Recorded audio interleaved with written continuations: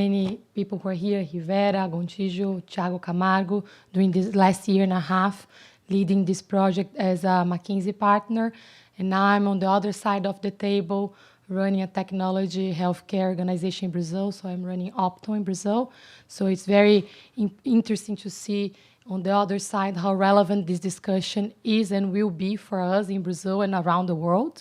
I would like to invite the other panelists that will be joining us in this panel, where we will be talking about the motivations for Brazil and China to engage in this journey to develop an IoT plan and IoT strategy. And we will also be talking about how the other countries are acting and which kinds of projects they are developing to develop IoT. The United States is also another country that's been working on that direction. We also have the case example of what's happening in Europe. So countries getting together to work on IoT strategy. So there are many different things happening around the world. It's even hard to follow and keep track of everything that's happening. So there is an important discussion for us here to understand, one, how the landscape is shaping up around the world, what China is doing, what Brazil is doing, and more importantly, what we could be doing together as well, because many of the challenges that we are facing in each one of the regions are common challenges that we will have to face, not only in our individual countries, but worldwide. So I'd like to take the opportunity to invite first Thiago Camargo. Thiago is the Secretary of Digital Policies in the Ministry of Science, Technology, and Innovation Communication in Brazil. And Thiago is leading the IoT plan in Brazil together with many other digital and technology innovations. So thank you very much, Thiago, for being here with us. I would also like to invite Venkat Atluri. He's the senior partner at McKinsey today, who leads the Internet of Things practice worldwide. So thanks a lot, Venkat, for being here with us. And I also would like to invite Professor Benjamin Ku. He's the director of the iCenter in China in the Tsinghua University. So thanks a lot for Professor Benjamin Ku for being here with us. To get us started, one thing that I would like to do is to give each one of you 5 minutes to share a little bit about what you've been doing. Your biography and what you've been doing the last few years is very impressive, so I think we have a lot to share here. As if you could take 5 minutes to give a brief introduction of what you've been doing, I will follow up with some specific questions, okay? So Thiago, if you could start. Good morning, you all. Thank you, Patricia. Thank you, in behalf of CIPA, thank you, Dean Merritt, for all hospitality shown to us. Thank you, Ronaldo, for inviting us to this event. To introduce myself, I'm a lawyer and a proud CIPA alum. And it was a great thing that Ronaldo said, that CIPA is a leading school in educating public officials and in using technology to solve problems. When I was studying here, I came to realize that in all the stages of that governments have been faced by the population, by the society. First came the government of the professionalism with the penal law in the United States, and then came the government of efficiency, using numbers, big data. New York's a very good example with the CompStat created by Bill Bratton. And now we are, governments should be the governments of partnerships. There's no modern government without partnership with academia, with civil society, with companies. And I believe that some governments are struggling to put it all together and find its way through professionalism, efficiency, and partnerships. And many of Brazilian local governments and part of the Brazilian federal government is also on this kind of way. So since I took charge of the office on the Secretariat for Digital Policies, actually it was called IT policy before. because it was the guardian of the IT law, 27 years old law, ancient as it could be, as it gets. But the first thing that we try to do is make a symbol of it, the changing of the name of the Secretariat and the change of the direction that we are heading. So we changed the IT law, modernizing the law, creating the possibility that companies that invest in R&D now could invest in R&D and and innovation through investment on venture capital or startups and have a tax incentive on that. And the second step was the launching of the Brazilian strategy for digital transformation. It is my baby. It's something that I'm always excited to talk about because the Brazilian strategy for digital transformation is an umbrella with 100+ actions trying to create a new economy with new business models in a data-driven, in a data-based economy within a world of connected devices. And if we aim to create a world of connected devices, the very first plan should be the National Plan for IoT. The National Plan for IoT started previously of my arrival at the ministry as you guys are going to hear a lot because Ronaldo took part in it, Patricia, Paulo, Rivera, Gontijo. So most of the speakers were part of this process previous to me. And my role on that is after the study was delivered was to trying to make it a public policy.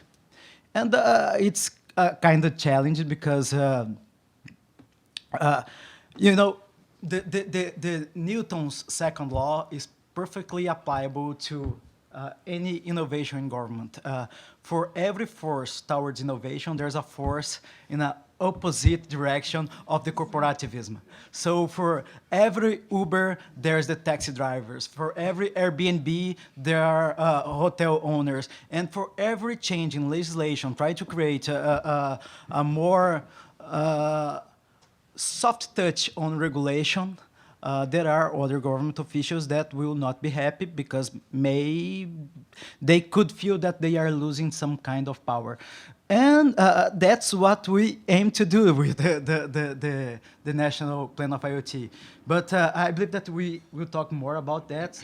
Right now, I'm just giving the flow of the process that happened, that took place since I took charge 6 months ago. And I was joking that my pipeline, my one-year pipeline, was to help to create an Internet for All program, the National Strategy for Digital Transformation, the National Plan for IoT. We are accomplishing that pipeline in less than 6 months. So we will have a lot of room to play for the next 6 months. So I'm very excited to take some insights here that could help me to design and to rethink other policies. Thank you very much, Thiago. Venkat, could you talk a little bit about the work that you've been doing around the world in Internet of Things? Yeah. Thank you, Patricia, and thank you, Dean, for inviting us. Let me cover perhaps 3 broad things in my opening remarks. Quickly, first, a bit of a background. So. I'm a senior partner at McKinsey & Company. I, along with Paulo and a few others, a couple of years back, we've founded the practice, IoT practice, with one sole aim, that is to significantly improve the productivity and the economic impact that we would have with our clients. That was our sole purpose. Since that founding, we have done a ton of work with our colleagues in MGI. Jonathan is here in the audience. We put out a bunch of thought pieces on what IoT could do for the global economy, not only just for the private sector, also for the public sector as well. So with that foundation, we have done lots of work all around the globe, especially looking at ways in which IoT could massively improve productivity. Productivity not just for the private sector players, but also for the public sector players as well. So that's sort of the background of where we are. Now, we often ask in the forums like this questions like why IoT and what do you mean by IoT? For us, IoT really means a way to take physical things in the world. Physical things could be anything. It could be this mic here. It could be a camera there. It could be a car walking or driving by, and connecting that physical world with the digital world by collecting lots and lots of data. That's one part of IoT for us. The second part of IoT is taking that data and using that data by leveraging algorithms and other analytics to drive insights. That's the second aspect of what we do in IoT. Third aspect of what we do in IoT is and taking those insights and making better decisions, really driving different actions and better actions to drive productivity, to drive better economic impact for example, for our public sector, or our private sector clients we work with. So that's kind of how we think about IoT, broadly speaking. Now, the last thing I'd like to cover in my opening remarks is what are the kinds of things we, as public sector and private sector partnership, could do to drive better value through IoT? There are a few things that will come to mind. Some of these are from the scars that we have on our backs. We're trying to drive impact. And some of these are just the things that we've always thought should be addressed. So let me give you a couple of examples. The first and foremost, standards and interoperability of being able to share data across companies, share data between public domain and private domain. We made a ton of progress in different regions of the world. That still remains to be an area where more progress can be made. More progress can be made, and I think that's where forums like this and discussions like this could move the cause forward, and then find ways in which we could make progress on that. The second area that we always get quite a bit of not so much scars on the back anxiety is we do a lot of work with our clients, both public sector and private sector. One thing we always find as a big challenge is talent, capability building, and talent. It's always been in any revolution, right? In this part of the industrial revolution, talent, being able to foster, develop, and deploy talent has always been a very, very big part of how and where you could drive impact. So that's, again, at a forum like this, we should really think about, are we doing enough? Should we do more in terms of developing the talent that's required to drive impact through IoT, analytics, and all the other aspects of digital as well? And then last but not least, again, these three are the things that top of mind for us. These are not any particular priority order. The last but not least is the whole topic of privacy, cybersecurity. Again, these are, I'm sure you've all heard and seen in the last few weeks about all the privacy debates we have in the U.S. But broadly speaking, privacy and cybersecurity are the areas in which they're also somewhat inhibiting the value that we could drive using IoT, analytics, and other aspects of what we do. So with that, thanks again for inviting us. We're looking forward to a great discussion. Professor? Yep, thank you, Patricia. And thank you, Dean and Ronaldo, for giving me the opportunity to come here. I'm here I'm here visiting for two reasons. First of all is obviously coming to this wonderful meeting. I'm currently the so-called International Relations Director of iCenter, which is so-called Innovation Center for Tsinghua University. That our primary goal is basically become the so-called school in a school, in a sense, become a learning center, allowing school to learn about how schools should learn. On the other hand, it's not just about how people learn, or individuals learn, but also how schools itself can learn across many, many departments. So based on that basic principle, we are physically at least our president like to say, we are the largest so-called makerspace in the world. But obviously, there are always bigger ones. So regardless, this makerspace happens to be both focusing on the IoT, both on the, not only on the usage side, but also on the manufacturing side. So we literally host the so-called Digital Capability Center, also literally co-hosted with McKinsey, that being one of the first Asian-based teaching center for learning how to deploy IoT technology in manufacturing grounds. But obviously that grounds goes both physically in specific factories, also goes into very, very large scale supply chain in general. Now, specifically that as a teacher, as an educational institution, that our primary purpose is, as earlier speaker said, is not just about developing new technology, but most importantly, developing talents. And talents specifically having a thought framework or thinking framework that properly not only understand the future of technology, technology that doesn't exist today, but also have a global perspective. That's why we literally created a so-called international relationship director within this department. Usually most education department, within department-wise, they don't have this kind of function. So one function is actually going out around the world, inviting students to physically come to Tsinghua and work in our Digital Capability Center to try out very, very different things.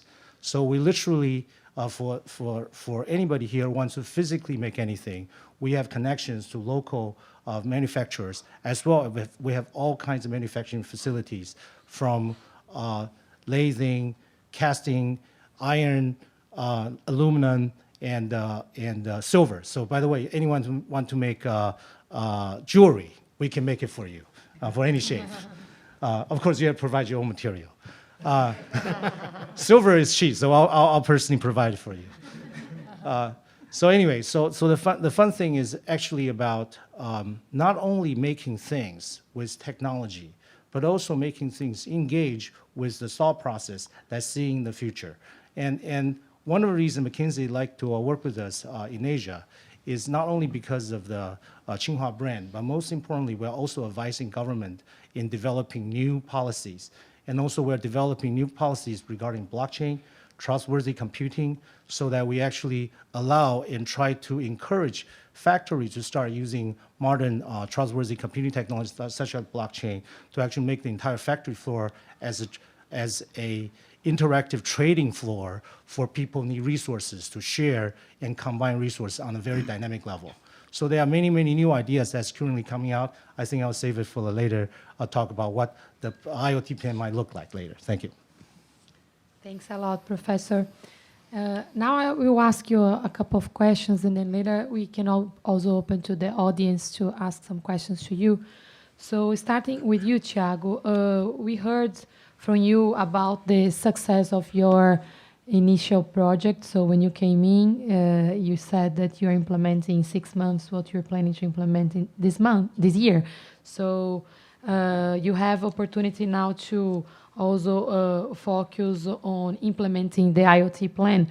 And my question to you is, given the success of your previous projects like digital strategy, like you did with the management council, the comité gestor, how the IoT plan can follow the same successful path? And just to follow up, okay, like which are the key enablers for that success to happen? So we heard Professor Benjamin to talk about, for example, the capability building, the talent. So I just wanted to hear from you, what are the challenges from your perspective? It's a great question, Patricia. Yeah, I'm both National Secretary for Digital Policies and a member of the Internet Steering Committee. We are right now facing a main issue, a main challenge to create a national plan IoT. Data flow, data localization, and privacy. It is the Bermuda Triangle of the future, you know, because everything could get lost in there, in that discussion.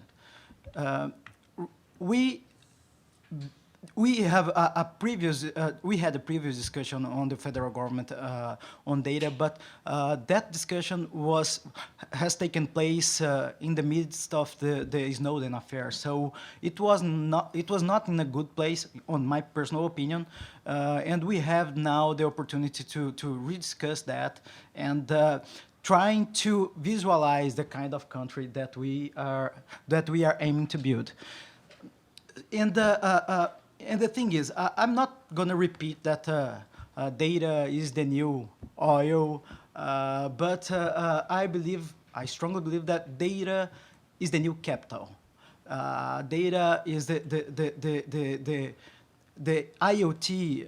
I used to make is the riverbed, and I believe that connected device, the connected world, is the water, and we are just the fish. So we will be navigating in a world of connected device, not even knowing that we are doing that. So it's not just about smarter things. It's about smarter interactions. It's about having a better interaction with the world, a better interaction with other people.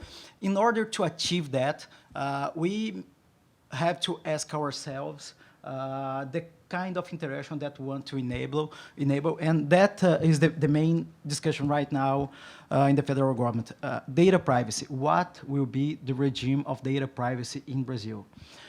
I personally advocate towards a free, a self-regulation environment with free data flow, a cross-border data flow, and since the user, that's the owner of the content, the owner of the data, give their consent on the initial steps and not in every step of the process. It's a little different of the GDPR proposition. In order to have a more deep thought on it, Brazil and other 18 countries of Latin America and Caribbean have agreed to create a regional framework on data privacy. We have reached that agreement on Friday, and we are gonna meet in Santiago, Chile, by June to line out to outline the first guidelines to have a regional framework to data privacy.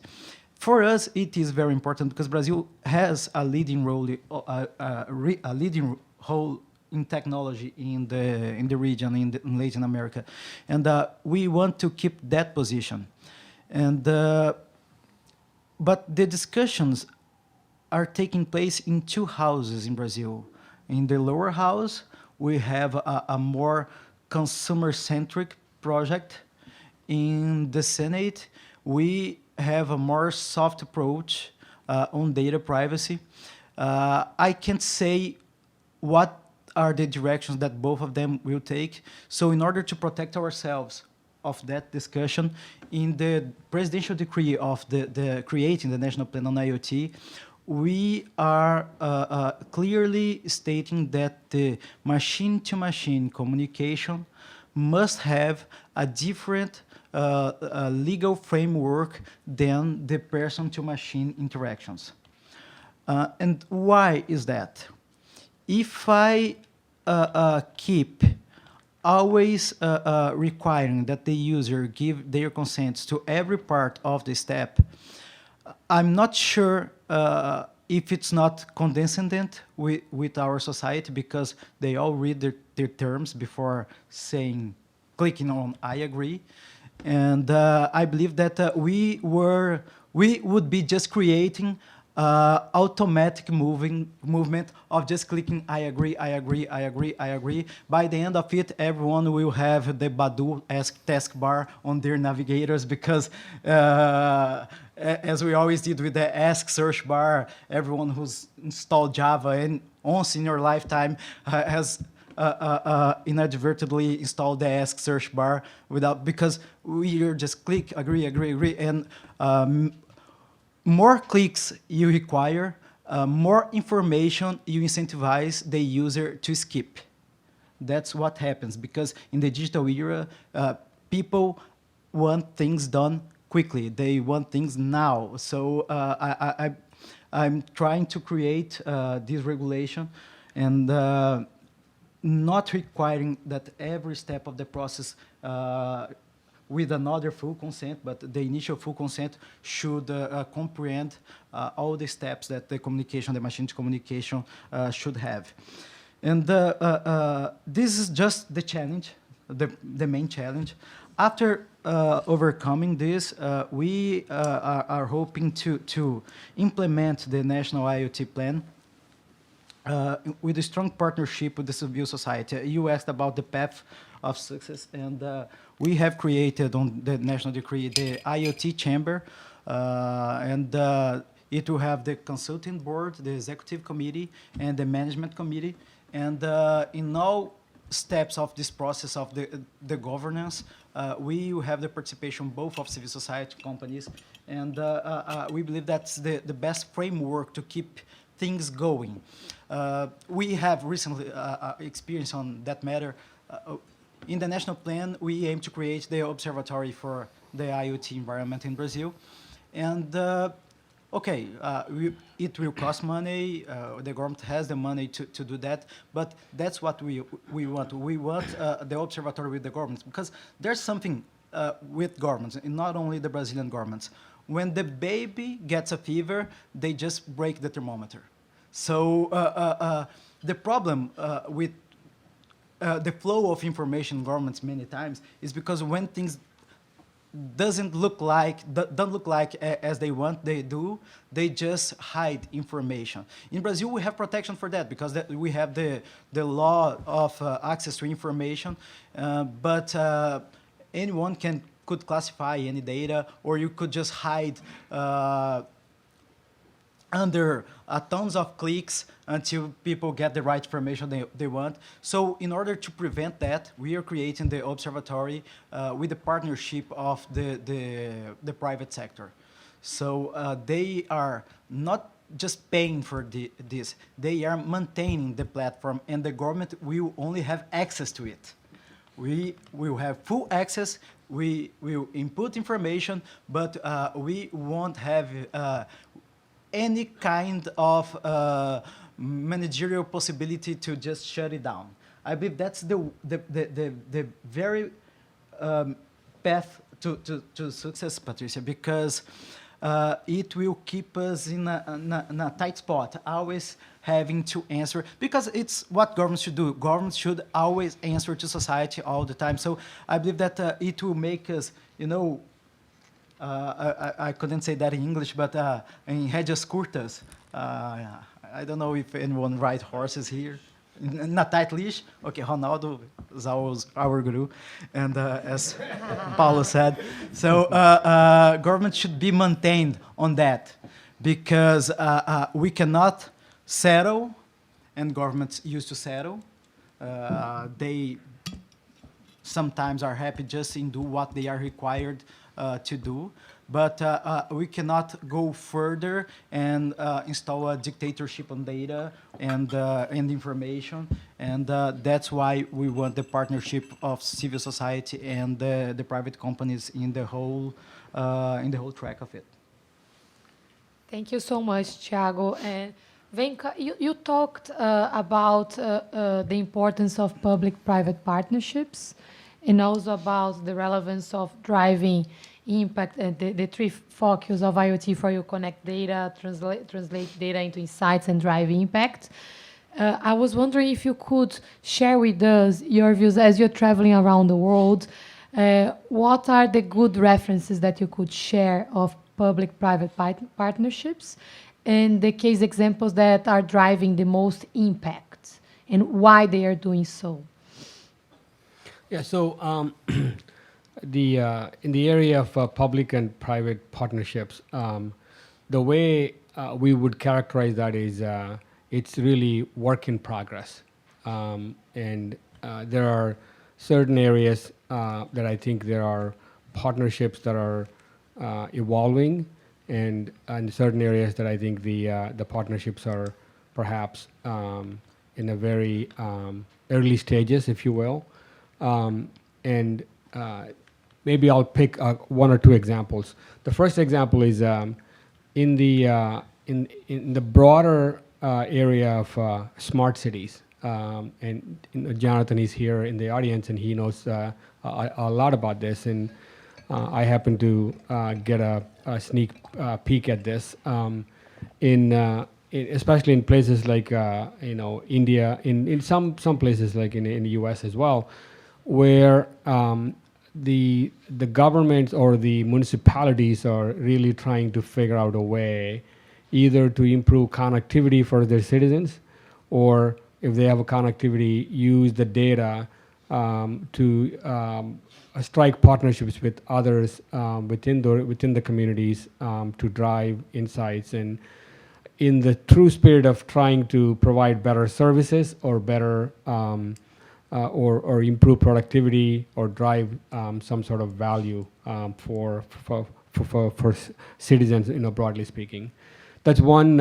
It's probably one good example, and I think, as I said, it's still work in progress, and I don't think we would say that there are really proven out examples out there from a smart city standpoint that are driving the ultimate value add, but there are some really good progress that's been made globally on that aspect.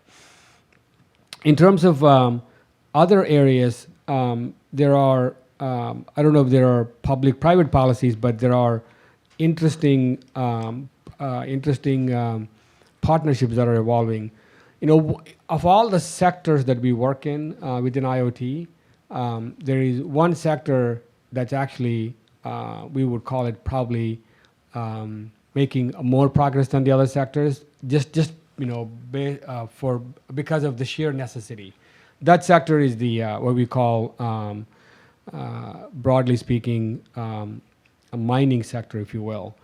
So if you look at lots of our the work we do in our mining client base, there are a few things in our mining client base that they would need for improving safety. It's a very big deal in mining, and also to improving productivity in a very significant way. You could use sensors to instrument a lot of the equipment that goes into mines. Those sensors would require some sort of a local area network. In a lot of these mines, you may not have a good cell coverage, either because they're underground or because of other reasons. Just because of the sheer location, you may not get as much coverage for the connectivity. In those situations, we actually seen some either local public bodies or local and state or local municipalities and governments be very proactive about deploying a set of networks and making policies in a way that they're easy to deploy those local networks to drive connectivity that would ultimately drive value for the mining clients. That would be another good example of where we have seen some interesting interesting collaboration. Let me also touch on one more thing that is where we would like to see more collaboration is areas where for example, agriculture and smart farming, engineered farming, and there are lots of other things that that have huge potential in agriculture. There are a certain perhaps policy and somewhat also public-private aspects of how you do things together. If you are a large farmer in the U.S., you have several pieces of high capital-intensive equipment that you own. Now the question becomes, once that equipment gets sold to you from one of the big equipment manufacturers, that equipment generates a lot of data. The big question is, who is going to own that data? Is that data owned by the OEMs, or is data owned by the farmer because the farmer already paid for the machine? There are lots of debates around the past contract versus the future contracts, and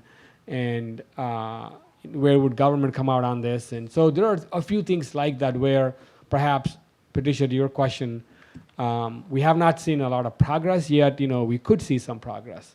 And similarly, in the broad area of, I mentioned this in my opening remarks, the broad area of standard setting is also an area that we don't think we've quite seen the evolution yet, and I think that's another area that we would hopefully see a lot more evolution as we go forward. Thanks a lot, Venkat. Professor Benjamin, you have been leading a school, as you described, and also working a lot in advanced industries, which is one of the advanced manufacturing, which is one of the areas with the most impact of IoT. So I was wondering if you could elaborate a little bit about why China is being so successful in working these two areas, being a reference in advanced manufacturing and also forming the talents for the future and for the present. And a follow-up question on that, if you could share a little bit your ideas on how we could hopefully work on a partnership between China and Brazil to form more talents in Brazil, because this is one of the main challenges that we discussed to really drive the most impact out of the IoT plan in Brazil. Yes, I'm so glad to have a chance to answer this question. As an engineer, we rarely had any chance to talk about an international policy level. But in this case, I want to raise one important, in my opinion, theory that completely throw away the general perception that the economical success of the last, let's say, 30 years globally, the vast change came from any super smart government policy maneuver. It's actually, there's one specific thing happened in the late 80s. There was one person at MIT AI lab called Richard Stallman that basically single-handedly wrote millions of lines of code, enable the operating system originally owned by AT&T to be completely copyright-free, to be distributed across the world, allowing any factory to basically attain this super sophisticated operating system, allowing any number of activities and processes to interact and being machine-to-machine governed by some law. But this law is written by engineer. And this law enabled quick replication of manufacturing capabilities across the world, not just China, but also Vietnam, South America, Taiwan, Korea, et cetera, et cetera. Because of this quick replication of capability, that China and many other places were able to quickly replicate the production techniques and success of regularity across multiple layers of society, including organizing people. So effectively, the rule, the law, the code that regulates between human and human, machine and machine, machine and human, has actually been made free. And this regularity became very replicable already in the 1980s. And that's, I believe, that's primary reason for why we're seeing such a landslide shift. And based on that simple fact, the two previous speakers very beautifully articulated, first of all, on a microscopic level, we have to have machine understandable code to manage activities at different time scale, from nanoseconds to hours, even for years. Then later we talked about smart city, we talked about factories and mining sites. Those things are on a mesoscopic scale that we have different subsystems and sub-organizations to interact with each other on a certain level. However, in the field of data, not only on a microscopic, mesoscopic, but also on a macroscopic, meaning international level, the data will not stop at these boundaries. It will continue to go across the boundary. That's primarily the reason, I believe, why China is actually a phenomenon of globalization. I think that's part of the reason that we're here at this international conference, that why data, and specifically Internet of Things technology, is so much relevant to public policy. Because now we are not only living with human sitting right next to us, we're literally living with data that is everywhere. And that power and that implication is so deep, that's much more than economical, much more than technological, but it is actually, in some ways, even we can talk about spiritual and consciousness. And that consciousness that goes across border, goes across a long period of time, and goes across very, very vast amount of spaces, that understanding is, I believe, that how the law that the policymakers we're talking about, and also the technologies that we're talking about, must be able to engage and and understand. And therefore, that's why we need to have a new kind of school that basically consume and also basically digest this information so we can produce a very different way of talking about technology and also inserting policies that we can all live with. Very good. I have I have another round of questions, but I just wanted to give an opportunity to the audience to see if we have any other questions here that you'd like to make. Any questions? No?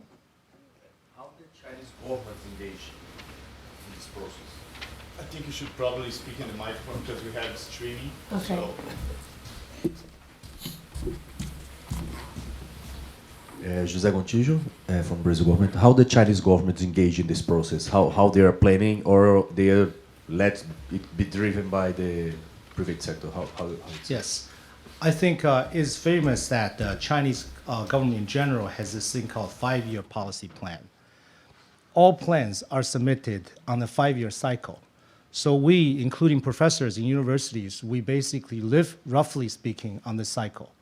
So then every 5 years, we'll basically, in the previous 2 years, we'll gather together in various forums similar to this, that will be talking to each other, talking about what will we set up for the next 5 years' big goal. And then we'll be writing up this thing, and then every 5 years, the central government will basically set up a huge set of proposal selection and granting process. And then the whole the whole industry, as long as the academics, goes along with this kind of cycle planning. Obviously, this is not new in China. As you can imagine, this came from the original Soviet Union kind of a central planning cycle, and it's still being done today. So that's on the highest level, that's the case. But I actually did prepare a set of slides, but basically specifically talking about this in the sense that not only planning in 5-year cycle is relevant, but also things, especially new technology that's popped up from everywhere, from the grassroots, also has huge infusion. So then, in that case, the key opportunity for Chinese government to adopt or also allow them to happen, including the most obvious situation with blockchain and Bitcoin activities recently popped up, that there are so many layers of communication going on at different level. So put it simply, I actually constantly make fun of myself and the Chinese people in general. I say the Chinese people is no more a kind of 1.5 billion people kind of population. It's actually one entity connected by this thing called WeChat. So we are actually WeChapians, right? So we're just kind of distributed life form that can actually cover a very large space. So effectively, by WeChatting each other, that we are talking to each other on a very, very frequent level. Obviously, information in that could be fake news, let's say. But you have so many people using it at such a high frequency, it's likely to be filtered out. But obviously, in this short cycle, we cannot talk about planning purely using WeChat, but WeChat definitely has very powerful communication and information filtering powers. Any other questions? Dee?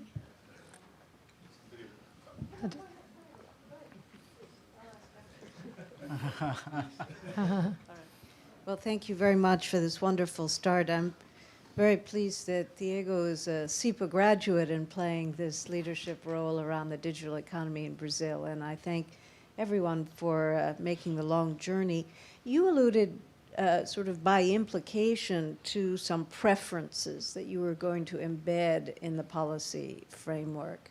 Free flow of data, for example, respect for privacy and security, but perhaps mindful of where regulation or approaches could go to inhibit innovation. That was sort of the implication of some of your remarks. And Venkat, you alluded to the fact that one of the things you focus on is standard, thinking about what are the standards. So I wonder if Venkat could take us a little further into that standard discussion of sort of what are the benchmarks that you think in the design of systems you have to be careful of if you want to be mindful of security, but you don't, and privacy, but you don't want to inhibit innovation. Yeah. And, actually, it was a great question because it allows me to recover what both Venkat and Professor Benjamin said in other points.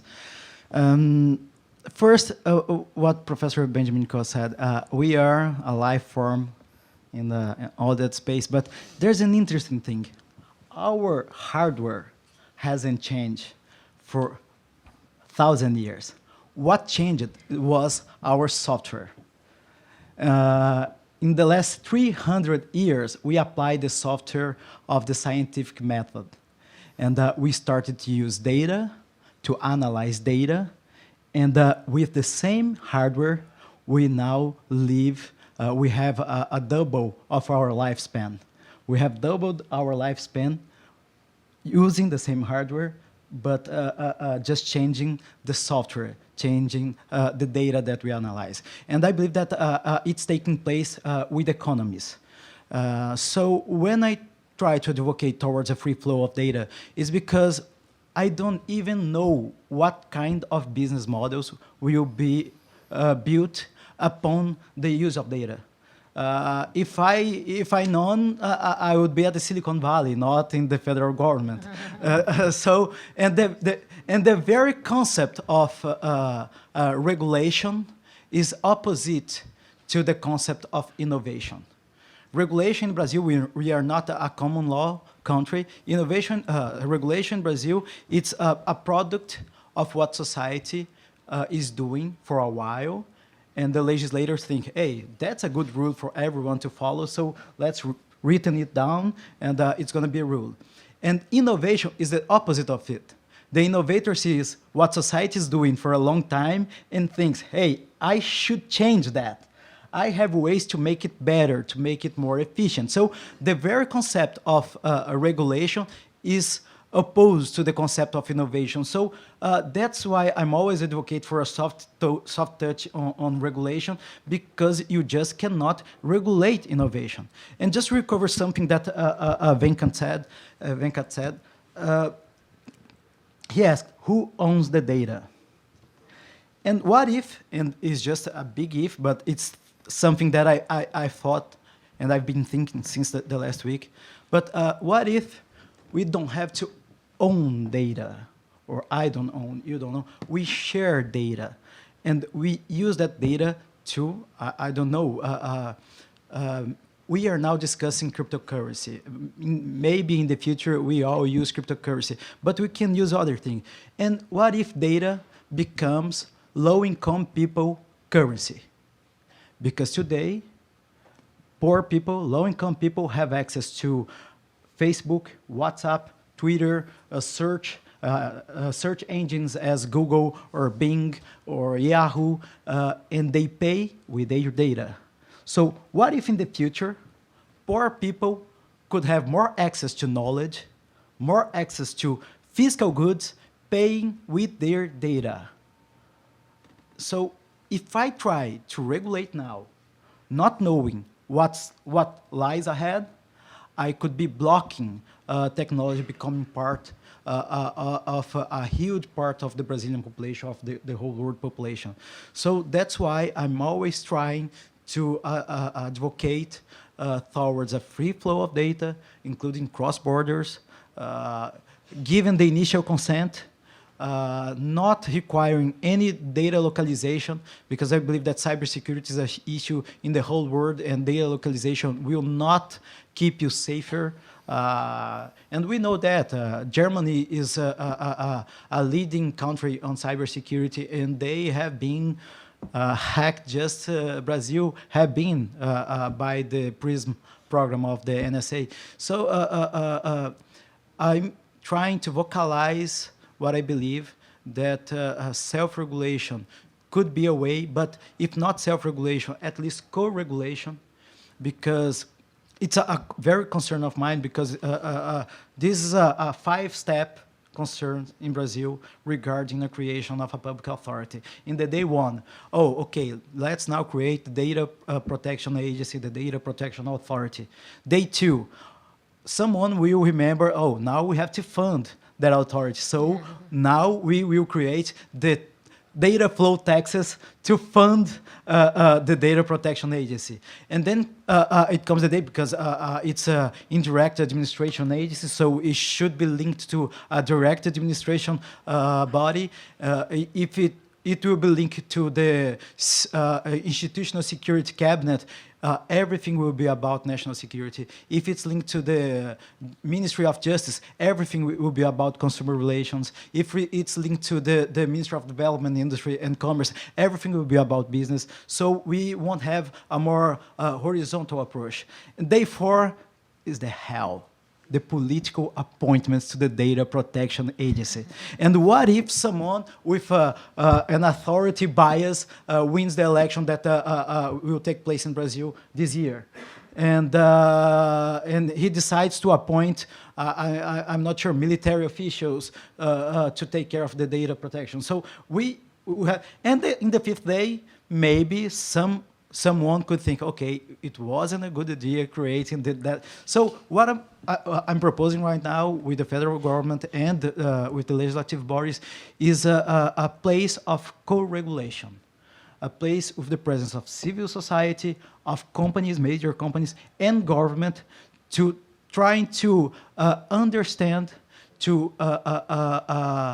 decode all the risks that we will have on data usage. And part of the government is now convinced, and the Marcelo Guaranis, that is the under, what would be the Casa Civil of the Estados Unidos? Chief of Staff. That would be the Deputy Chief of Staff of the presidency, has agreed with me and has publicly declared that he believes that that would be the solution, and the locus to that discussion would be the interministerial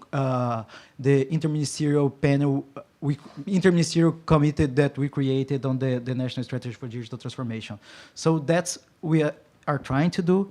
It requires a lot more conversation. It requires to run to keep ourselves protected of the GDPR advocating agents, because they are just as annoyed as I am, and trying to sell their agenda.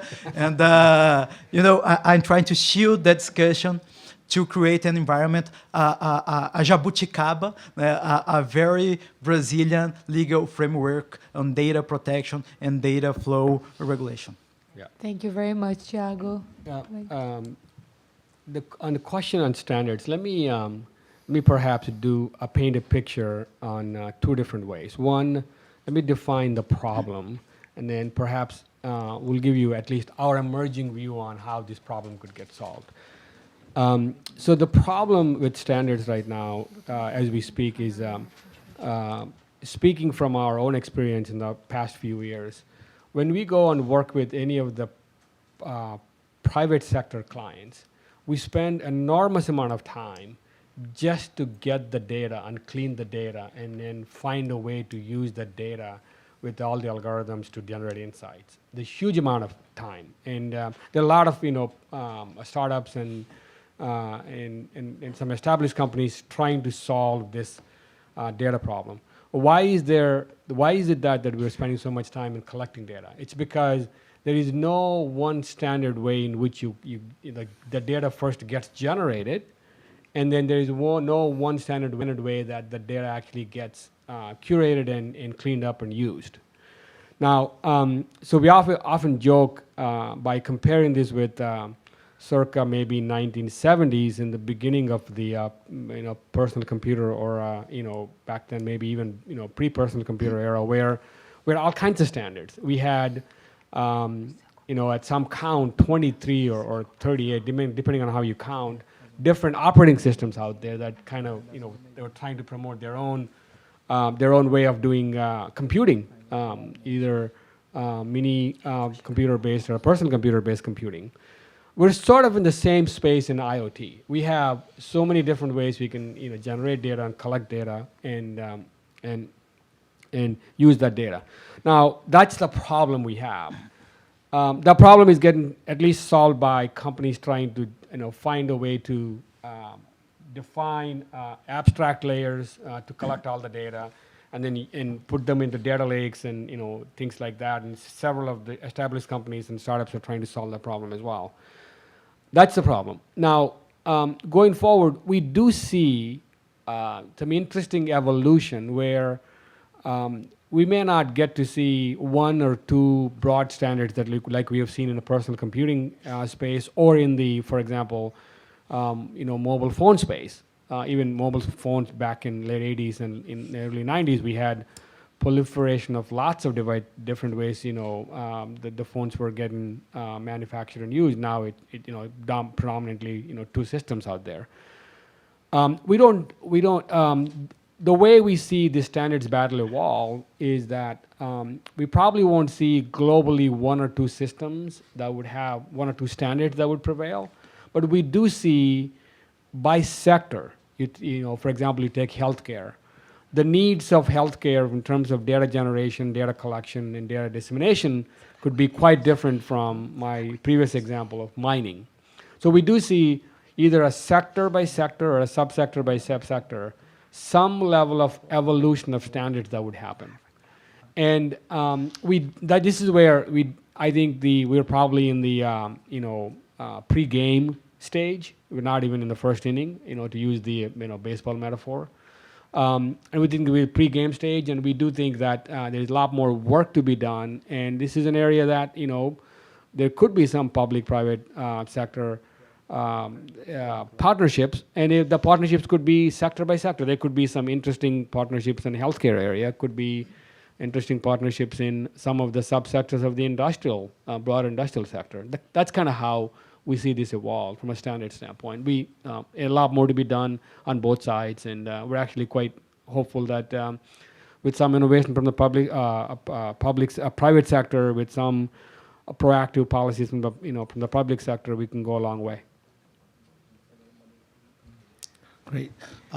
Yes, this is a wonderfully interesting question. That can we have one common or converging or dominant data standards? And history tells us in the late 60s, the internet protocol slowly over time took over, become the dominant data protocol, allowing all data to be somehow carried over wire and now wireless. And then in 1995, Tim Berners-Lee created this thing called World Wide Web. And in early 2000, I had a chance to hear him directly saying that. Michael Tertuso of MIT said to him, he said, Tim, if you were able to get everything onto the HTML kind of single protocol, single data encoding page, that would be the biggest thing in history of mankind. Roughly speaking, in 1995, that's roughly happened right now. And over the last 20 years, the whole world moved over so-called internet age. Actually, obviously, it's late by 30 years because internet was IP, then World Wide Web. But now, the last 10 years, or the last 2-3 years, there was another wave coming up, which is called the blockchain data standards. If we universally has one common global digital clock called by 10 minutes resolution, block by block, that everything can be somehow cryptographically encoded with one hash code, and allowing all data to use this as a reference code and use cryptography to check whether this data is generated at a certain time, that literally is a standard data format. And this format obviously was not run by any specific one organization. And specifically, as of what we know, Bitcoin or so-called blockchain community, when it comes to any so-called standardization, there were all kinds of fights. Maybe we should have them all come to SIPA to talk about international standards. And then by having some kind of international standards, or specifically in the data world, there cannot be any non-international standards. There is no data format that's currently on the internet that could be localized. I think at least it will be difficult. So in that case, I think that's, again, where interdisciplinarity comes in very powerfully. I think engineers are not trained to take meetings or to run meetings. And also, we are not trained to be policymakers. But on the other hand, we have policymakers and business leaders here. I think that's probably the best opportunity for us to really make IoT or data format becoming a discipline of we can quickly reach some kind of consensus on how to build better common and dominant data formats. Thanks a lot, Professor. I will take just more, let's take the two questions and then take the opportunity for the final remarks. So the two questions and the final remarks. Okay. Well, first of all, thank you, Dean Jano and Ronaldo. And it's a great event, and I feel particularly blessed to be here. I worked for the last 6 years in the Brazilian Foreign Service here in New York as an educational aide, and I'm working indirectly to Tsinghua University through the Schwarzman Scholars Program. So, and I guess this is the first warm Monday morning in many months. So it seems like a dream. I have two questions, and probably I'll retouch some of the things that you said. The first probably to Thiago, and both are related to education. The first one is, how do we educate governments? And more specifically, I wanted you to talk a little bit about the last 4 years specifically, since the very exciting moment of the Marco Civil da Internet, and how has it been with everything that is going on in Brazil? How has it been to communicate, and not only from a point of view of negotiating with government and negotiating with this new government that is there, particularly in this year? You mentioned a little bit about the perspective of changing the heads of ministry starting in the end of this year. But more than in terms of negotiation in the policy sector, but how do you educate governments on topics that are quite not known for most government officials, right? When we talk about productivity, efficiency in government, these are beautiful things, but government officials are not necessarily worried about that in their priority.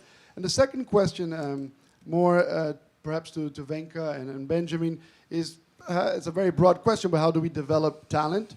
Or how do we think about youth and education? And I wanted you to talk about one partner, perhaps Venkat, talking about partnerships between governments or even McKinsey and universities. And if you, Benjamin, could extend a little bit about any pedagogical reform, right? How not only are we thinking about forming the engineers to be more of politicians and be more prepared, but how do we form students coming out of Tsinghua on having both the technical skills but also the political skills to be leaders and entrepreneurs of necessary changes in those fields? Well, thank you. Thank you. Let me just take the second question. Answer this first, because I want to go in a different direction. Okay, so because we need to close this panel, and we will have, so let me suggest the following, because Thiago needs to leave, he has another panel, and we need to close this one. Okay. Okay. If I may, I'd like to play devil's advocate a little bit. Feel free to do that. And the reason is that I understand the value for governments and private industry. My concern on the security issue, and that goes back to the new legal framework that you're talking about, is how to protect the public in this huge transformation that is occurring. You talk about a new legal standard. In effect, we use the old legal standard when Thiago talked about agreement. People who get on this have to agree.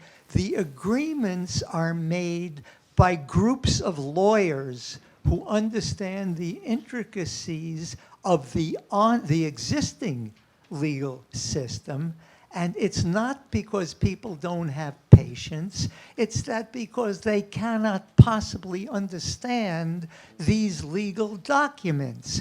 Who is going to protect them from getting to the point that we all know they agree to get on, and then you ask the question, who owns the data? Who owns what they agree to? And this question of ownership makes me think back in terms of the Industrial Revolution. Before we decided who owned what, a small group of people owned all of the factories and left the people sitting looking for jobs. This created this great inequality that we have. How do we reach a point now of including the best interests of the people when in effect we have governments, Brazil, China, the United States, most of the world, who focus on the interests of business primarily. We have no representation of the people, and I'm sitting here as an anthropologist who works with people who are mostly poor and say, how do you protect them? I mean, I can go on. One example in Brazil is this, you talk about cryptocurrency, the people of the Palmas favela in Ceará invented a currency to enable them to function, and it is being taken over by a bunch of statisticians and mathematicians and using it as the basis for what we know of much about financialization as a gambling device. How do we get to protect the people is a question I'd like to leave here. I know you're not going to answer this, but I hope we can carry this over from later on. No, if you that's put a question great mark on it, I'm going to answer. Yeah. That, but just a suggestion here, because Thiago needs to go to another panel. He's going to come back after that. And we have this event going up until 4:30. So these questions were very important, very big. I don't expect that our panel speakers here close and answer all of them now, but my suggestion is that we take those questions to the other panels as well, because we can keep on having those discussions with the other speakers too. Okay, so it's an invitation for us to stay until the end of the event and take the opportunity in the breaks to keep on going on these discussions, because it's impossible for us to answer those questions now in 2 minutes in the final remarks. I can do it. Okay, so Thiago is going to try. Challenge accepted. Okay, so go there. You answer and then you go, because I'm concerned because of your other Yeah, I know. I'm in event. the Yale Patricia Silva in other events, so that's why she's so worried about my tight schedule. Okay, there's no socialism data haven. There is not. The internet's a public good, but platforms are not. Platforms are built to make money. They require money to be built, and they are built to make money. So poor people have access to that, not using money, using their data. So those platforms, and I think I have a different deal, are the most democratic ways, the most democratic access to knowledge ever built. In my time of student, I've never had the money, even to study English, I've never had the money to buy a Barça encyclopedia or Mirante encyclopedia, and today you have Barça in your hands. Actually, today, you produce your own Barça with the Wikipedia. So it's a wonderful time we live in, and it's a wonderful time that people could make money without requiring our money to do that. But the answer to security, to how to protect these people, is the same answer to the first question, education. It may sound that I've given up, but I didn't. You do not educate government. You educate society, and society elects government. Governments that will do what society thinks is the best for them. So you have to educate society, both digitally, so they could use the platforms and have a responsible usage of the data they share, and you educate society so they could elect governments most likely to create digital transformations or to democratize the internet access or the access to platforms. And one example of that, Chile, on the presidential run, has one debate only on digital transformation.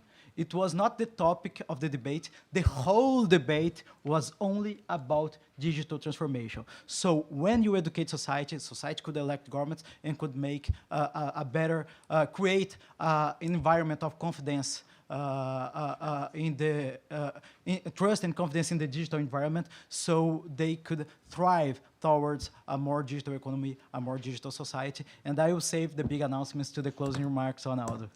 Thank you all. Thank you, Thiago. Thank you. Now we'll stay curious until the end. Venkat, if you can As I said, we don't expect that you answer all those questions, but just, in your final remarks, consider some of the questions that were made, and we will have the rest of the day to address them. He'll be back. Yeah.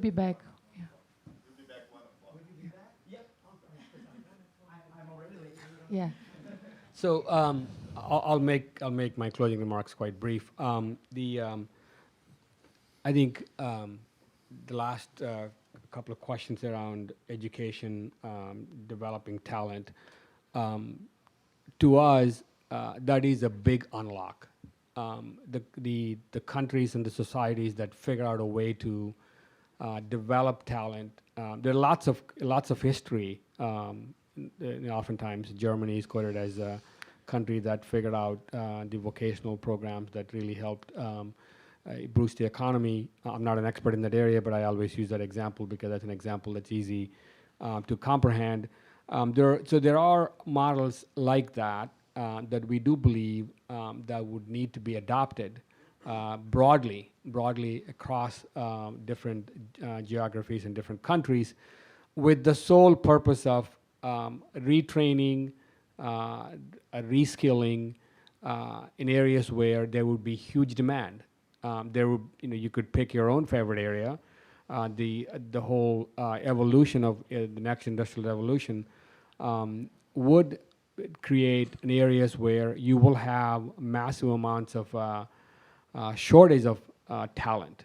And I think that's an area, again, going back to our earlier remarks, that's an area where public and private partnership could go a long way. And rethinking about your curriculum, rethinking about subject areas, rethinking about what would drive productivity in the broader economy, leveraging all the things we talked about this morning.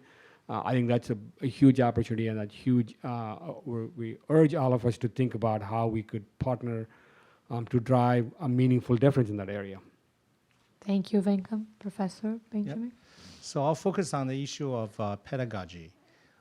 Specifically at Tsinghua, in the last almost 10 years, I've developed this pedagogy I call extreme learning process instead of extreme educating or extreme teaching process, because the whole point is that we are at the point that so many things are moving so fast that we need a way to learn faster.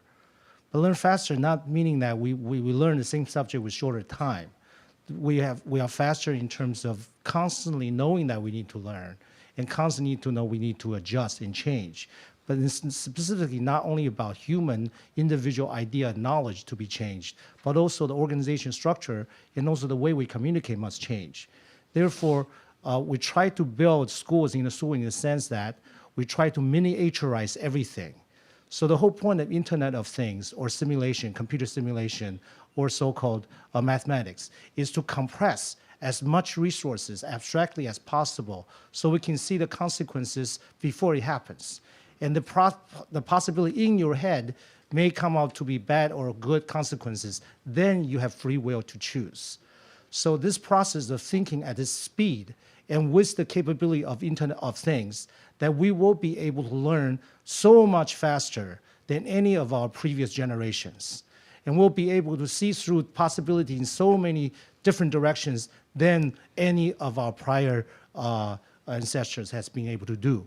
So that is going to change the way we actually engage and also conduct our existing curriculum. We need to teach in different kind of sciences, different kind of statistics, extreme statistics like later Professor Daxgupta will be talking about. So we need to totally branch out to different areas of fundamental sciences that actually both easy for people to do and teach at an early age and also at continuously at all ages. So how can we literally have 3D printers in SIPA, for example, so you can make any of the internationalized gadgets that's both technologically advanced and also internet enabled. So roles and capabilities in schools will change, and that's roughly what I call extreme learning process. Thank you. Thanks a lot, Professor. I would like to thank you all for being here today and opening this event with us. I just would like to highlight that in this first session, we started talking about Internet of Things. We talked about government role. We talked about the collaboration between public and private sector. But we ended up talking about how we will prepare the people to this new world that's forming. And we also talked about ethics, about principles, about values, and the society that we want to create and build. I need to share that in most of the panels that I've been going to talk about Internet of Things, it's very common that we end talking about values. It's very common that we end up talking about these critical questions about how inequality will shape up with this new world. I was in Davos last year, and there wasn't a single session in which we didn't discuss that.